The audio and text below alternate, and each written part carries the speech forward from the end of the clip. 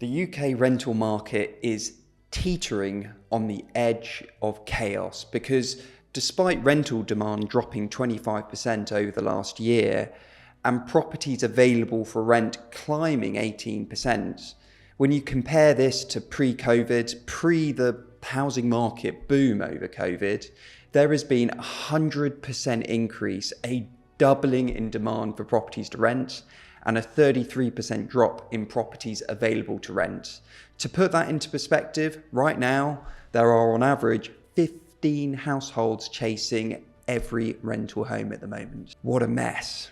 So it should be no surprise to you that rental price inflation, despite starting to fall, is still tracking at the highest rates for the last decade. So what's driving this madness? And more importantly, where is this all heading? In this video, we'll dive into the data and explore whether rental prices are set to keep rising or if relief is finally on the way. And in case you don't know me, I'm Gale, and I've spent since 2012 building a UK-wide home buying company, British Home Buyers, a nationwide estate agency, British Home Sellers, that has dealt with over 13,000 transactions totaling about £3.3 billion of property. So reading the market correctly is essential to mine and my clients' success. So let's get into it. What affects rental prices? Well, demand and supply, without question.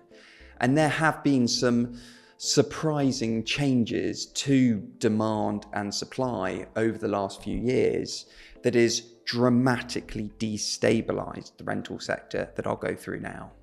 Let's start with the supply of property. Well, for starters, we're only building about 200,000 properties a year at the moment. To put that into perspective, Angela Rayner has set our house building target to 370,000 properties a year, almost double, which, as you can see, over the last 75 years, we've only hit that volume over 2 of those years across 1967 and 1968. Next, the volume of buy-to-let properties is collapsing. Now, I'm not suggesting we should feel sorry for landlords. I myself am a landlord, but as the government has deliberately made life harder for landlords, starting with that extra 3% stamp duty on second homes all the way back in 2016, and the flurry of additional interventions since things like the introduction of Section 24, the tenant fee ban, there has been a long-term fall in buy-to-let property out there. Now, I know what you're thinking. Surely if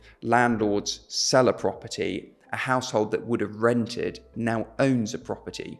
You lose one buy-to-let property, but you also lose one tenanted household, and it sort of cancels each other out. But it's not actually that simple. On average, private rented households are larger with 2.5 people per property compared to 2.4 people in owner-occupied homes. I know that doesn't seem like a big difference, but it does represent a 4% drop in the number of people per property, which across a big enough number represents quite a big displacement of people. Right now, we have 4.6 million buy-to-let properties, which, if all became owner occupied overnight, would only house the equivalent number of people on average is 4.4 million owner occupied homes. It would create an additional housing shortage of 200,000 households overnight.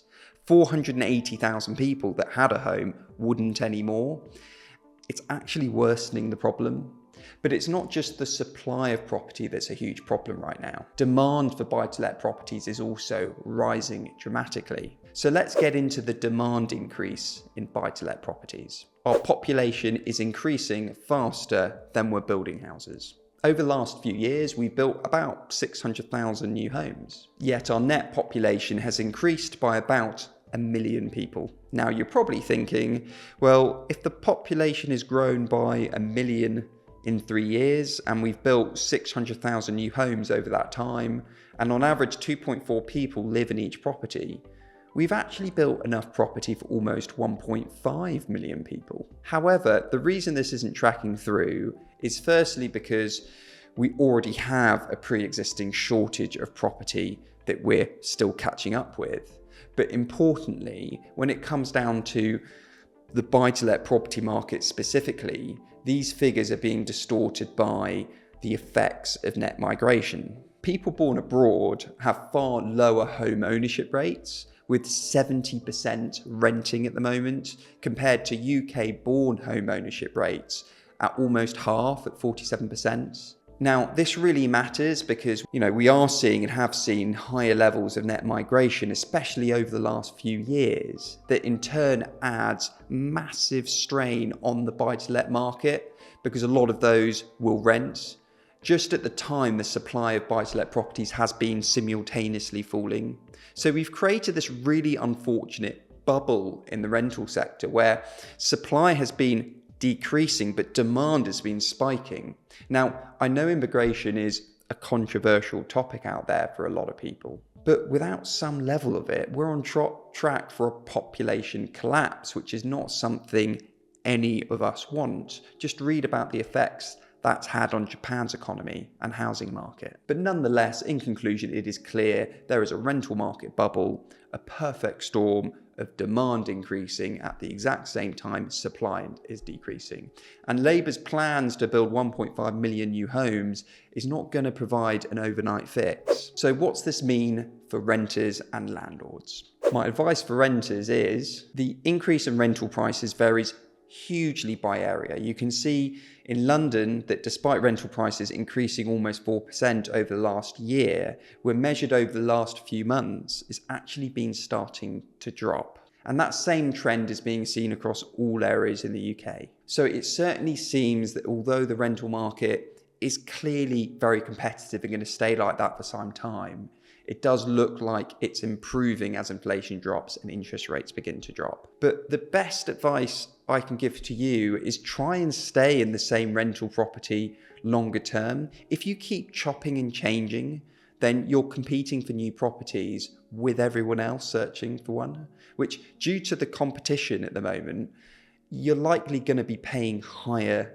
rent for something that's the same. Whereas if you're a good tenant, generally landlords, not all landlords, but a lot of them, will not necessarily increase rents as quickly as the market rent is growing. And my advice for landlords, it's pretty evident there is going to be high demand for buy-to-let properties in the future. So don't let the headlines dictate if you sell or not. Don't sell out of fear. Follow the numbers. Be a good landlord to your tenants by providing quality accommodation. It's better to have a good tenant at a slightly lower rent than have a property empty or a bad tenant paying more. I'll see you in the next video up here.